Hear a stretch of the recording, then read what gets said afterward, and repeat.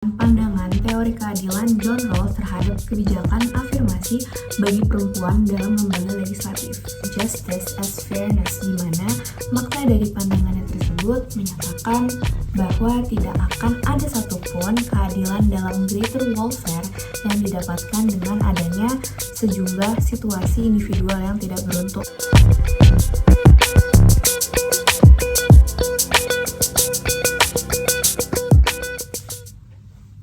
Baik, perkenalkan nama saya Fania Fayatasha dengan NIM 174221086 Prodi Ilmu Politik Angkatan 2022. Di sini saya akan membuat video guna memenuhi ujian akhir semester mata kuliah teori politik kelas A dengan dosen pembimbing Bu Siti Aminah. Di sini saya akan membawakan pandangan teori keadilan John Rawls terhadap kebijakan afirmasi bagi perempuan dalam lembaga legislatif.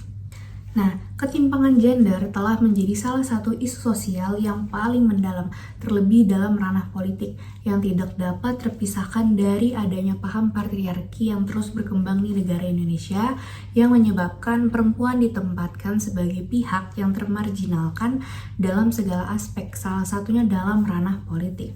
Representasi perempuan dalam ranah perpolitikan di Indonesia dapat dinyatakan masih jauh dari harapan.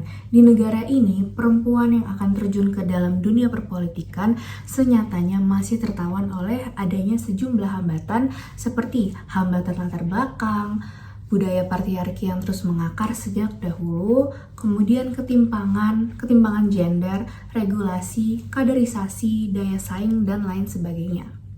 Membahas hal tersebut, senyatanya negara Indonesia telah sejak lama mengesahkan Undang-Undang Nomor 68 Tahun 1958 tentang ratifikasi Konvensi Hak Politik Perempuan, di mana perundangan tersebut mengatur tentang perwujudan kesamaan kedudukan, non-diskriminasi, jaminan persamaan hak memilih dan dipilih, jaminan partisipasi dalam perumusan kebijakan dan kesempatan menempati posisi jabatan birokrasi, dan jaminan partisipasi dalam organisasi sosial politik.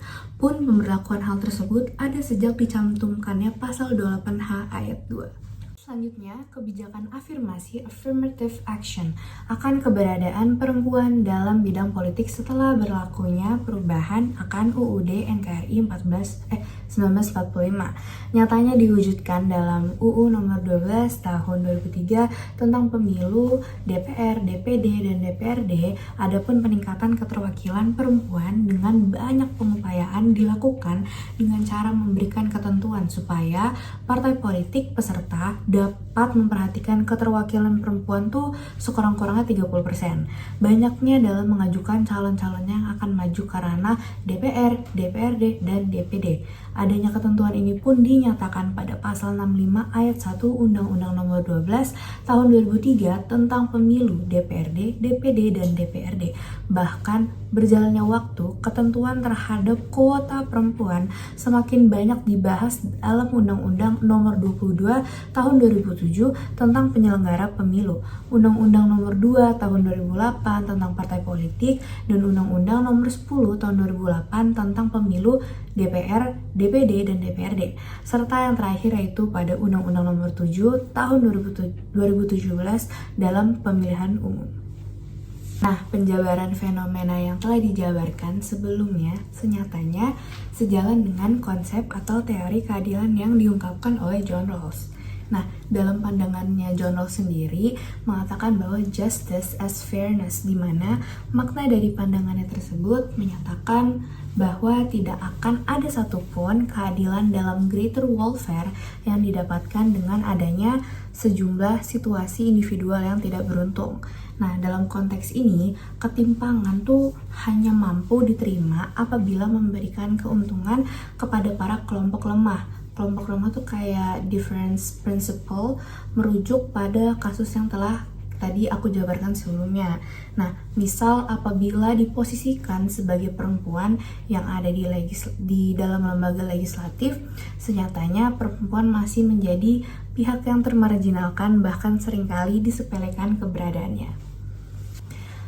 Kesetaraan di dalam ranah legislatif dan kentalnya budaya patriarki masih menjadikan perempuan sebagai sosok yang kurang dihargai atau ditempatkan dengan layak di lembaga pemerintahan.